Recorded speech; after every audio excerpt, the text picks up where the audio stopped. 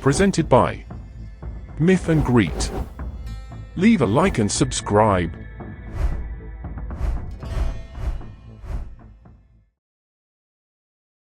Orpheus, the son of the muse Calliope and Apollo, was known for possessing a divine gift, his mastery of music that transcended the mortal world. His talent with the lyre was so extraordinary that even the trees and rivers seemed to move to the sound of his melodies. But behind this greatness, there was a burning heart that found in Eurydice, a nymph of radiant beauty and pure spirit, the love of his life.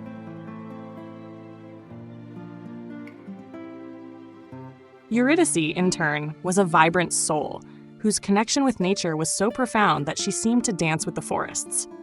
Her romance with Orpheus was a meeting of souls, as if fate had woven their stories into the same thread of melody. Together, they lived a love that seemed eternal, until the inevitable blow of destiny tore them apart. The tragedy struck on a serene afternoon, when Eurydice, while walking through the woods, was bitten by a venomous serpent. Death came swiftly, taking her to the underworld. Orpheus, consumed by grief, felt his world crumble. His music, once joyful, turned into a lament that even made the gods weep.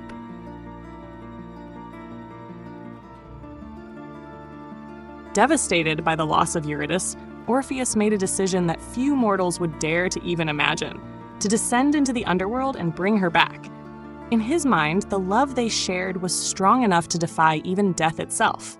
He knew the dangers he would face, but his grief outweighed any fear. The path to the underworld was dark and treacherous. It is said that Orpheus walked through the dark caves, guided only by the light of his lyre. His melodies echoed through the cold corridors, reaching even the hardened hearts of the creatures that dwelled in the depths.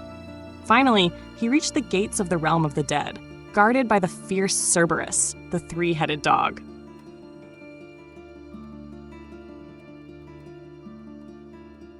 Orpheus, with courage fueled by love, played his lyre with a melody so sweet that the monstrous guardian lowered its heads and allowed him to pass. Each note seemed to weave a spell, proving that his music was more powerful than violence or fear.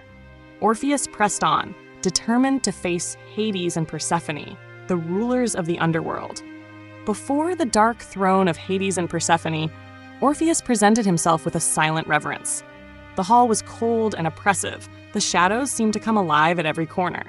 Hades' eyes, stern and relentless, fixed on Orpheus, while Persephone, with an enigmatic gaze, watched the mortal who dared to step into her domain.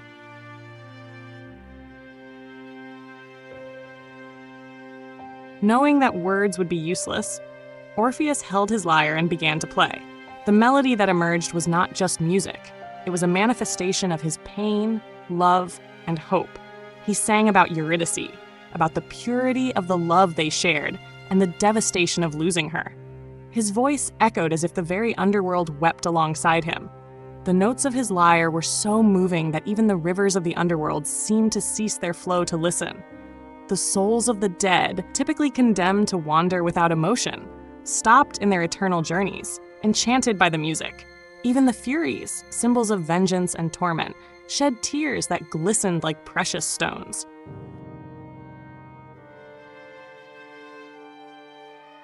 Hades, known for his coldness and impartiality, leaned forward, clearly moved. Persephone, on the other hand, held her heart, recalling her own suffering of being imprisoned in the underworld. Orpheus had done the impossible. He had touched the hearts of the gods who ruled over death. When the last note echoed and silence filled the hall, Hades rose. His deep voice reverberated through the walls as he acknowledged Orpheus's courage and devotion. He declared that he would allow Eurydice to return to the world of the living. But there was a condition. Hades explained that Eurydice would follow Orpheus up to the surface, but he could not look at her until they were both fully out of the underworld. If he broke this rule, Eurydice would return to the realm of the dead forever.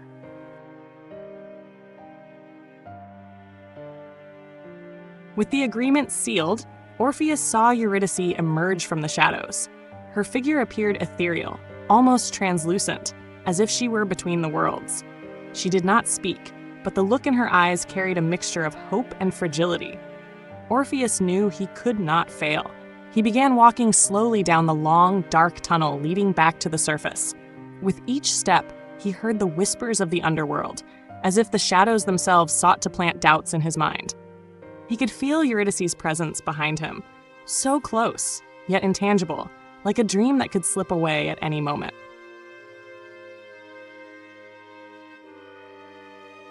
The weight of Hades' condition was overwhelming. Orpheus could not see Eurydice, could not confirm if she was truly following him. With every step he took, doubt grew inside him. The soft sound of her footsteps echoed behind him. But was it really Eurydice, or just a trick of the underworld? His mind began to question. What if she's not really there? What if the gods are deceiving me? He remembered Hades' words, but love and anxiety began clouding his judgment. The tunnel seemed endless, and each moment that passed became a battle against his own thoughts.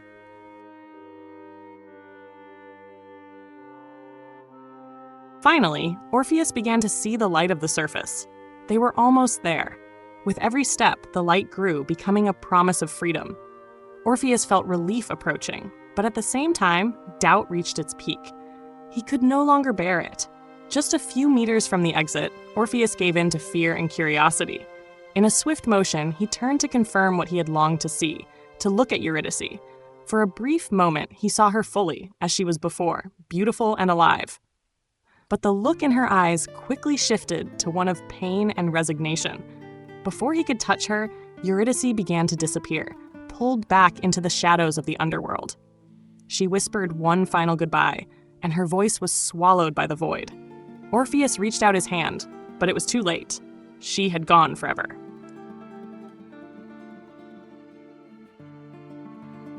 The light of the living world, which once seemed like a promise of salvation, was now a cruel reminder of Orpheus's loss. When he found himself again at the edge of the river Styx on his return, the sorrow enveloping him was profound. His steps were heavy, as if the very weight of tragedy had transformed him. He no longer sang. His melodies, once vibrant and full of life, had been lost, stifled by the sound of his grief. Orpheus wandered for days, aimless, without the music that had once defined him. The love he had felt for Eurydice had now turned into an eternal shadow, hanging over his heart. His eyes no longer saw the world around him, so blind were they from sorrow. Every thought, every fragment of memory of Eurydice consumed him even more.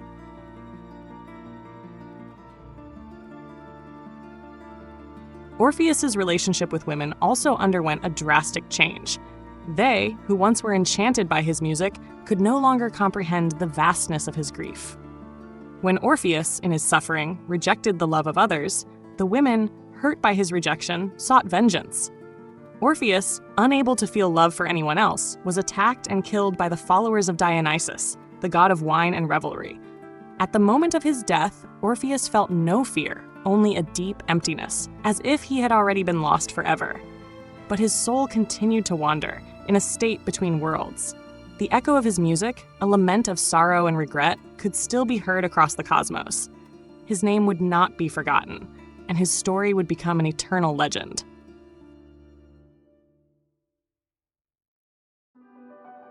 The tragedy of Orpheus and Eurydice was not only about physical loss, but about the loss of what is most human: faith, trust, and the ability to believe in love without doubt.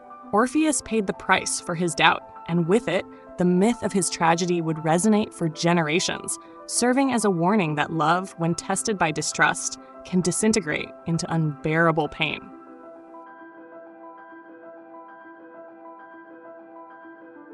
If you enjoyed this video, please consider leaving a like and subscribing.